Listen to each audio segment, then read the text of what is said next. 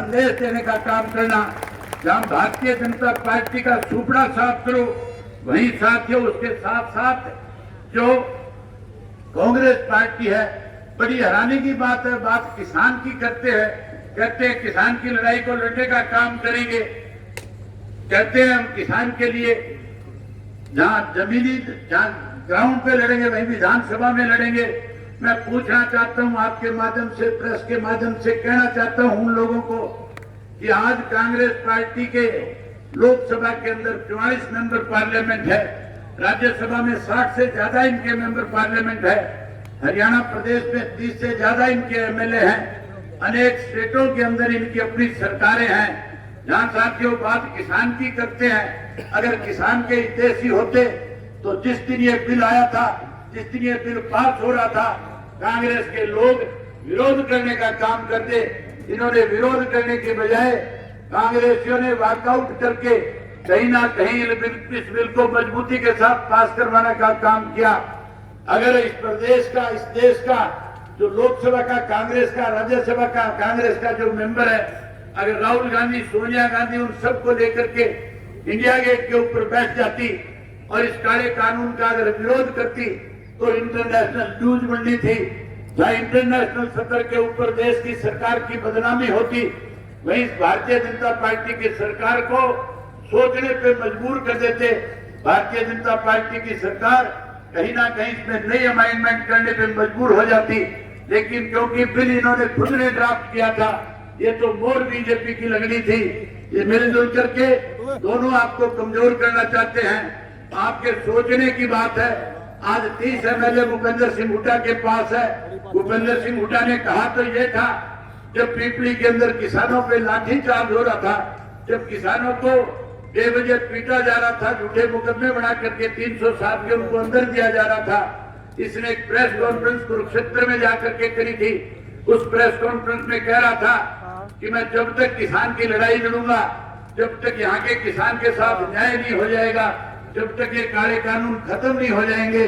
साथियों बात बड़ी कर रहा था, कह रहा था चाहे मुझे इसके लिए धरना देना पड़े, चाहे मुझे इसके लिए कितनी बड़ी लड़ाई लड़नी पड़े, लेकिन पीपली के किसानों पे लाठीचार्ज होने के बाद एक दिन भी कहीं धरने पे नहीं बैठा, एक दिन भी कहीं किसानों के बीच पे खड़ा होकर के उनकी लड़ाई नहीं लड़ी।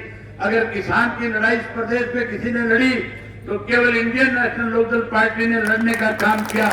हमने लगातार हर डिस्ट्रिक्ट हेडक्वार्टर के ऊपर जाकर के, मैं खुद एक एक डिस्ट्रिक्ट हेडक्वार्टर के ऊपर गया था, हजारों साथियों को साथ लेकर के डीसी के दफ्तर में जाकर के किसान के साथ हो रहे अन्याय को प्रधानमंत्री और प्रदेश के मुख्यमंत्री के नाम हमने मेमोरेंडम बना करके दिए और हमने कहा कि अगर इस किसान के साथ इसी तरह से बीजेपी की सरकार बर्ताव करती रही तो मजबूर होकर के इंडियन नेशनल लोकदल पार्टी को सड़क पे आना पड़ेगा, और न केवल सड़क के ऊपर आके लड़ाई लड़ने का काम करेंगे, बल्कि तब तक उस किसान की पीठ के साथ खड़े हो जाएंगे जब तक उस किसान को न्याय नहीं मिल जाएगा, नई अमेंडमेंट नहीं हो जाएगी। अगर आप चाहते हो कि नई अमेंडमेंट हो तो फिर कांग्रेस को और बीजेपी को दोनों को सबक सिखाना। 3 तारीख को एक एक मोड़ एनएच के निशान के ऊपर लगाने का काम करना। मैं खास करके प्रेस के साथियों को एक बात बताना चाहूंगा कि आज ये जितने भी लोग आए हुए हैं, इनमें से कोई भी बड़ौदा विधानसभा क्षेत्र के बाहर का नहीं है।